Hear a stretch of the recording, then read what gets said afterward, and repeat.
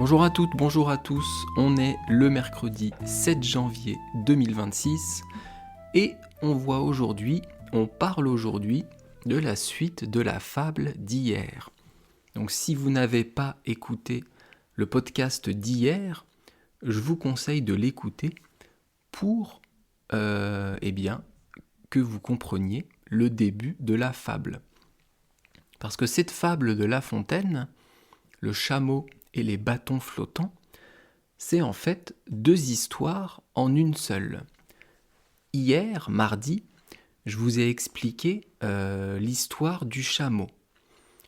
Et aujourd'hui, je vais vous expliquer la suite, l'histoire du bâton flottant, ou plutôt des bâtons flottants. Alors, je vais vous relire la fable en entier, assez doucement, et ensuite je vous explique la suite d'hier, donc à partir de la 9e ligne.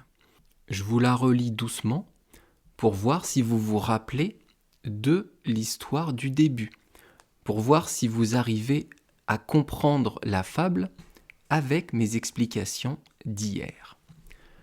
Allez, c'est parti. Le chameau et les bâtons flottants. Le premier qui vit un chameau s'enfuit à cet objet nouveau. Le second approcha. Le troisième osa faire un licou pour le dromadaire. L'accoutumance ainsi nous rend tout familier. Ce qui nous paraissait terrible et singulier s'apprivoise avec notre vue quand se vient à la continue. Et puisque nous voici tombés sur ce sujet, on avait mis des gens au guet, qui, voyant sur les eaux de loin certain objet, ne purent s'empêcher de dire que c'était un puissant navire. Quelques moments après, l'objet devint brûlot, et puis nacelle, et puis ballot, enfin bâton flottant sur l'onde. J'en sais beaucoup de par le monde, à qui ceci conviendrait bien. De loin, c'est quelque chose, de près, ce n'est rien. Et là, j'ai fini de vous lire la fable. Et donc, on va reprendre notre travail d'hier à la 9e ligne. La 9e ligne, c'est la suite de l'histoire du chameau. Donc ici, on va commencer une nouvelle histoire. Ligne 9. Et puisque nous voici tombés sur ce sujet, ici, en fait, c'est une ligne de transition entre la première histoire et la deuxième. L'auteur nous dit « Ah, cette histoire du chameau me fait penser à une autre. On parle de ce sujet, et donc je vais vous en raconter une autre sur un sujet semblable. » Ligne 10. On avait mis des gens au guet. Le guet, G-U-E-T, c'est l'action de guetter. Et guetter, c'est quoi ? Guetter, c'est observer quelque chose avec un objectif. On va prendre par exemple les films de police, les films policiers. Il y a toujours un tueur qui va tuer une victime. Eh bien, souvent, le tueur attend dehors et observe si la personne qu'il veut tuer sort de sa maison. Le tueur guette la personne. Le tueur fait le guet auprès de sa victime. Il regarde si sa victime va sortir pour la tuer. Donc ici, dans notre histoire, on nous dit que des gens font le guet. Des gens regardent la mer, regardent l'horizon, pour voir si des vaisseaux, si des bateaux arrivent. Je vous rappelle qu'avec les fables de La Fontaine, On est au XVIIe siècle et donc on n'a pas encore de radar, on n'a pas de satellite. On est obligé de regarder la mer, de regarder au loin pour voir si des vaisseaux ennemis, pour voir si des bateaux ennemis arrivent. Ligne 11, qui, voyant sur les eaux de loin certains objets, donc les personnes qui regardent, voient sur les eaux, au loin, de loin ici c'est une ancienne forme, on dit plutôt au loin. Donc les personnes qui font le guet, qui regardent, voient sur la mer, au loin, un objet. Ils voient quelque chose. Et donc, ligne 12, ne purent s'empêcher de dire. Pur, ici, c'est le passé simple de pouvoir. Mais ici, c'est pas pouvoir uniquement, c'est ne purent s'empêcher de dire. Ils ne pouvaient pas s'empêcher de dire. On a une double négation, puisqu'il y a ne qui est la négation, et s'empêcher qui est ne pas faire quelque chose. Donc quand on a une double négation, ça donne quelque chose de positif. Donc ne purent s'empêcher de dire, ça veut dire qu'ils se sentirent obligés de dire. Ils ont dit quelque chose en voyant l'objet au loin sur la mer. Et ils ont dit quoi ? On va le voir à la ligne 13. Que c'était un puissant navire. Un navire, c'est un bateau. Donc puissant, c'est très gros, très fort. Un gros bateau. Un très fort bateau peut être ennemi, peut être un navire de guerre pour venir attaquer le pays. Donc les personnes qui surveillent, les personnes qui font le guet, voient un objet sur la mer. Ils ne savent pas ce que c'est, mais ils disent que c'est un énorme bateau. Ligne 14. Quelques moments après, l'objet devint brûlot. Alors, devint, c'est le passé simple encore du verbe devenir. Et un brûlot, c'est quoi ? C'est un ancien mot pour dire petit bateau. Donc, le gros bateau au loin, quelques moments après, donc un peu après, est devenu un petit bateau. Ligne 15.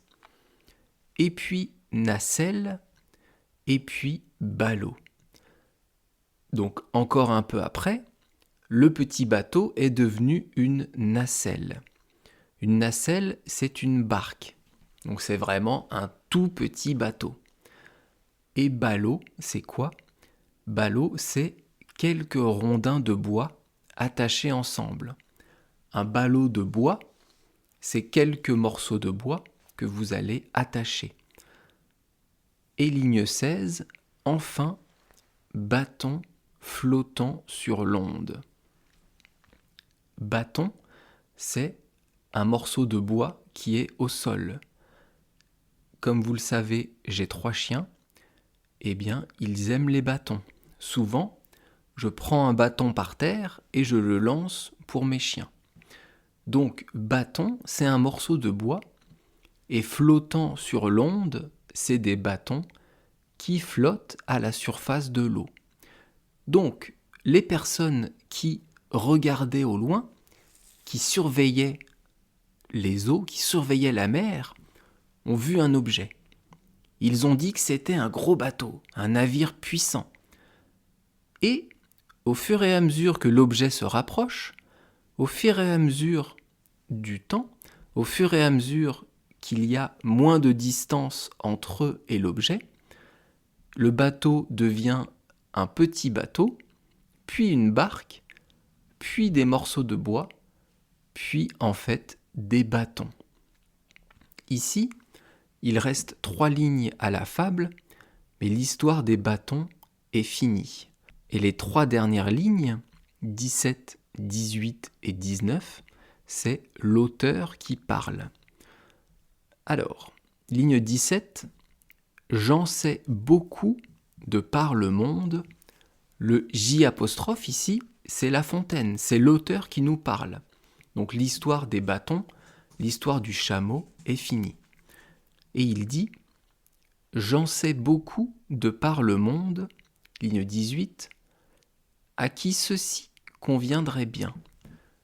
En fait, il dit ici « Je connais beaucoup de personnes dans le monde, je connais beaucoup de personnes en général, à qui cette histoire irait bien ». Ligne 19, « De loin, c'est quelque chose, et de près, ce n'est rien ». Ça veut dire, quand on voit une chose très loin, notre imagination va marcher.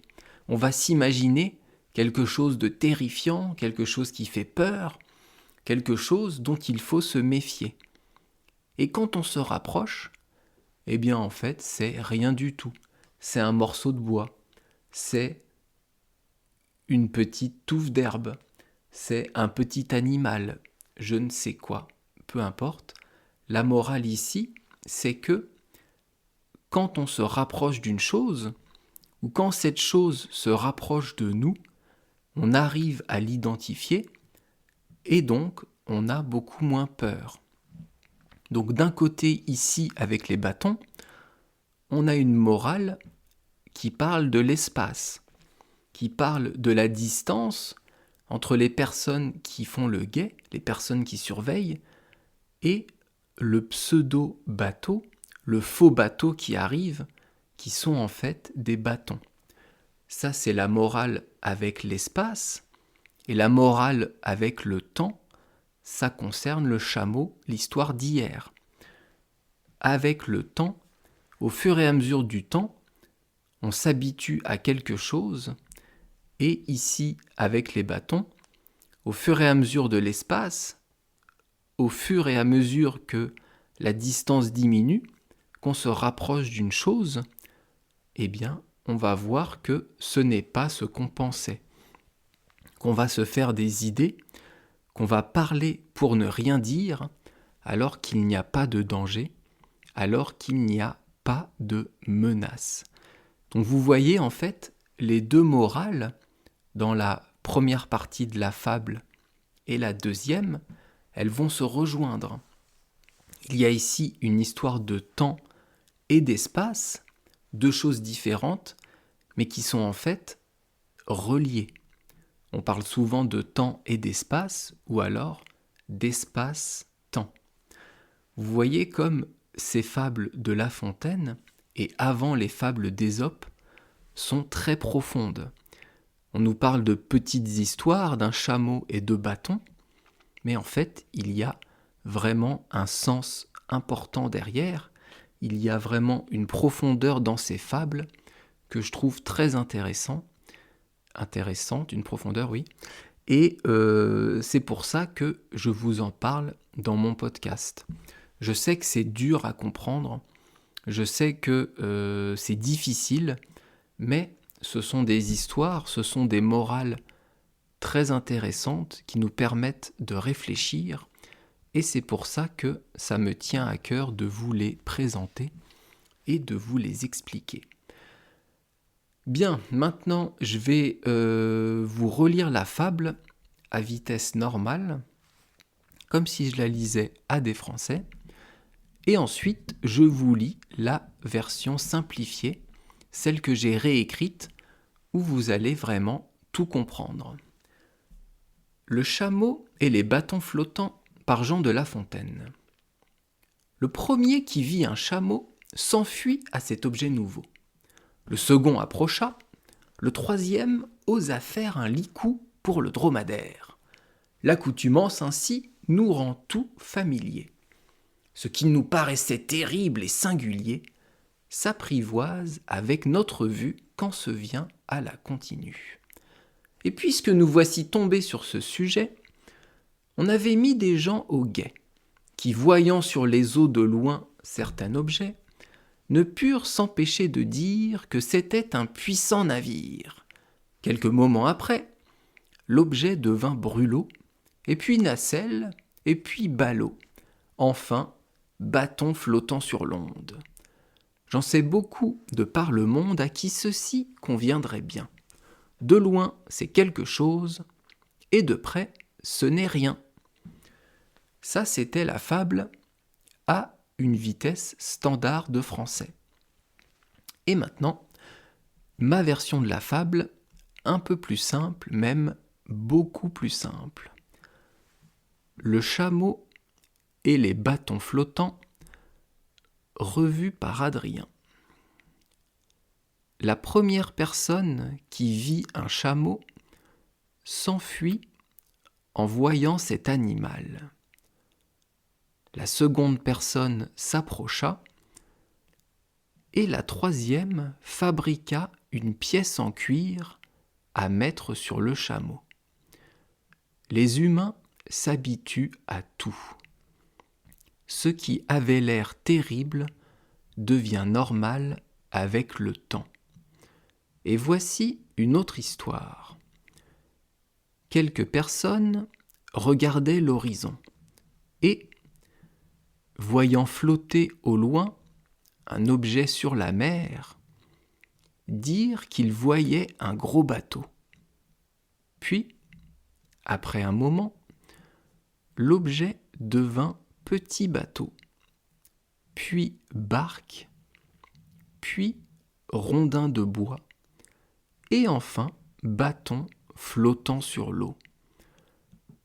Je connais beaucoup de personnes dans le monde à qui cette histoire irait bien. De loin, c'est quelque chose, et de près, ce n'est rien. Voilà, j'espère que c'était pas trop dur, j'espère que vous m'avez écouté jusqu'au bout. En tout cas, si vous m'écoutez encore, c'est que oui. Demain, on va reprendre le cours normal du podcast avec une nouvelle expression française. Demain, on va parler d'une expression qui est « quand on parle du loup, on en voit la queue ». Je vous expliquerai tout ça demain. Encore une histoire de loup, comme on l'a vu il y a une dizaine de jours avec la précédente fable de La Fontaine, le loup et les brebis. Décidément, il y a du loup partout. Allez, on se retrouve demain. Je vous souhaite de passer une bonne journée et une bonne soirée si vous m'écoutez le soir. À bientôt, bye bye, hasta luego, matane minasan.